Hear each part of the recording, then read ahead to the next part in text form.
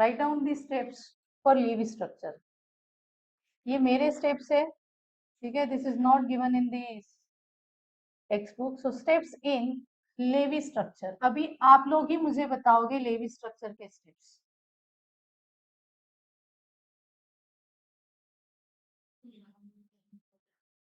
सबसे पहले आइडेंटिफाई किसको करोगे आप? Central atom, right. उसके पहले भी आपको क्या पता होना चाहिए? पॉलीएटॉमिक एनायंस, पूरा पिक्चर क्लियर होना चाहिए। कौन कौन से पॉलीएटॉमिक एनायंस? सल्फेट का मतलब 4 ऑक्सीजन एंड 2 माइनस चार्ज देख रहे हैं हम लोग, या फिर जो भी चार्ज है। आइट का मतलब क्या होता है? एक ऑक्सीजन लेस एंड चार्ज वैसा की वैसा। नाइट्रेट है NO3 माइनस, तो नाइट्राइट क्या होगा? NO2 minus. सल्फेट है SO4 2 माइनस, तो सल्फाइड क्या होगा? SO3 2 minus. फॉस्फेट है तो फॉर्मूला इज PO4 3 माइनस, तो फॉस्फाइड का फॉर्मूला क्या होगा? PO3 3 minus. ठीक है, तो ये सबसे पहले है। एट एंड आइट में क्या डिफरेंस है? एट में जितने नंबर ऑफ ऑक्सीजन होते हैं उससे एक ऑक्सीजन कम किसमें होगा? सल्फाइड में। ठीक है, बिकॉज हमने ये भी तो देखा है ना NO2 भी देखा है। NO2 को क्या बोलोगे आप? Nitrogen oxide. But NO2 minus को क्या बोलोगे? नाइट्राइट। समझ में आ रहा है कहाँ पे आपको कंफ्यूजन होगा? NO2 इज मॉलिक्यूल, जबकि NO2 minus nitrite is an ion. Clear? Now भी आपको कोई भी स्पीशीज दी रहेगी तो आपको सबसे पहले क्या आइडेंटिफाई करना है? Identify central atom and surrounding atom. किसी एक को भी आइडेंटिफाई कर लिया तो भी हो जाएगा। इसके बाद मैंने आपको क्या बताया? डिस्ट्रीब्यूट नेगेटिव चार्ज फर्स्ट, है ना? Distribute negative charge first on surrounding atom, यही किया हमने, right. Distribute negative charge on surrounding atom in which this surrounding atom will not contribute its own covalency. Am I correct? ये भी आपको पता होना चाहिए कि जिसके ऊपर आपने नेगेटिव चार्ज दिया है वो ना कोई भी electron as a covalency share नहीं करेगा। सो जितने भी वैलेंस इलेक्ट्रॉन्स है, इन दिस केस जितने भी वैलेंस इलेक्ट्रॉन्स है वही उसके क्या होंगे? Lone pair electrons. समझ में आया? जैसे कि हम ऑक्सीजन में क्या बोलते हैं? ऑक्सीजन का एटॉमिक नंबर क्या है? वैलेंस एटॉमिक नंबर क्या है? 6 है, राइट। बट मैंने आपको बोला था ऑक्सीजन में लोन पेयर इलेक्ट्रॉन्स कितने होते हैं? 2 ही होते हैं, सॉरी 4 लोन पेयर इलेक्ट्रॉन्स होते हैं। बट यहाँ पे हम कितने लेते हैं lone pair electrons? 6। So while drawing the Lewis structure, आपके पास जितने भी वैलेंस इलेक्ट्रॉन्स बचे वही आपके क्या होंगे? Lone pair electrons. क्लियर है? Then what is the last? What is the last rule? इसके बाद क्या किया हमने? क्या स्टेप बना फॉलो किया? बताओ, रिवाइज करो। इसके बाद क्या आपने स्टेप को फॉलो किया लेविस को ड्रॉ करते समय? What lone pair? What lone pair?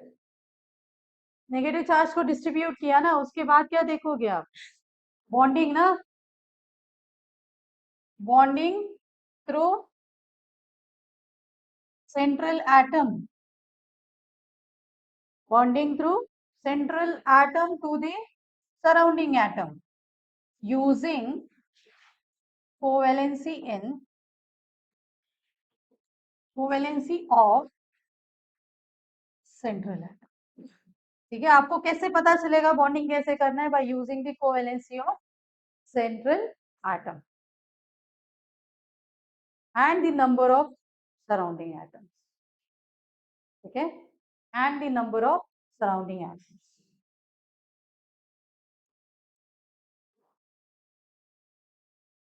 and the number of surrounding atoms।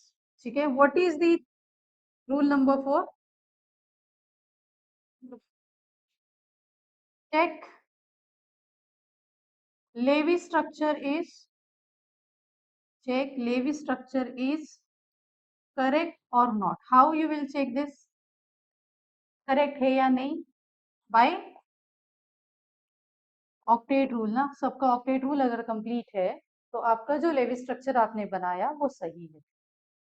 ठीक है, इसमें सिर्फ एक्सेप्ट दी सराउंडिंग है, एक्सेप्ट दी सेंट्रल एटम, कभी कभी सेंट्रल एटम का ऑक्टेट रूल उससे ज्यादा भी हो सकता है। ठीक है, 8 इलेक्ट्रॉन से ज्यादा भी हो सकता है। So we have the another topic called octet rule.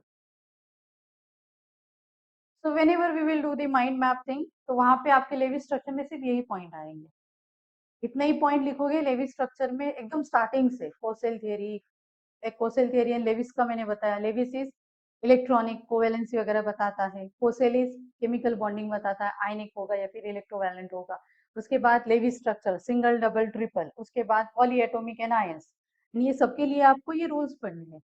तो सिर्फ क्या लिखोगे, थर्ड पॉइंट क्या रहेगा अपना, लेवी स्ट्रक्चर, उसमें atoms, molecules, single bond, double bond, triple bond and polyatomic anions and cations, और देन फॉर्मल चार्ज।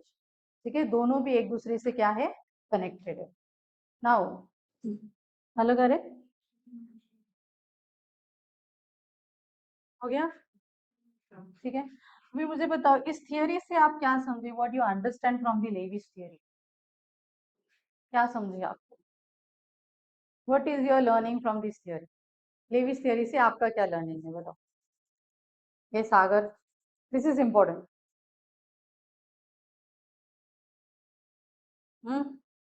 बोलो, what is your learning?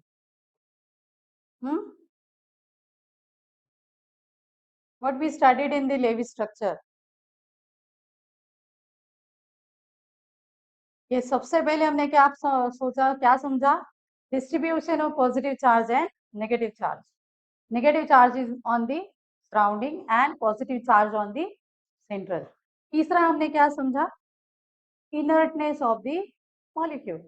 Basically अगर एनायन भी है फिर भी वो कैसा है, स्टेबल स्पीशीज है, by following the octet rule, that's it. पूरे लेविस में हमने क्या फॉलो किया है, ऑक्टेट रूल को ही फॉलो किया है, but we have some limitations. ठीक है, so you have to write down the limitations of Lewis structure. So write down limitations of Lewis structure. So the first is it only tells about inertness. What do you mean by inertness? Acquiring the noble gas electronic configuration. आप सब लोग SO4 2- का atomic number निकालो, electronic configuration को match करेगा inert gas की। ठीक है, आप अगर SO PO4 3- को भी total number of electrons count करोगे तो वो किसका इलेक्ट्रॉनिक कॉन्फ़िगरेशन शो करेगा आपको, इनर्ट गैस के इलेक्ट्रॉनिक कॉन्फ़िगरेशन शो करेगा। does not explain shape of molecule, does not explain shape of molecule.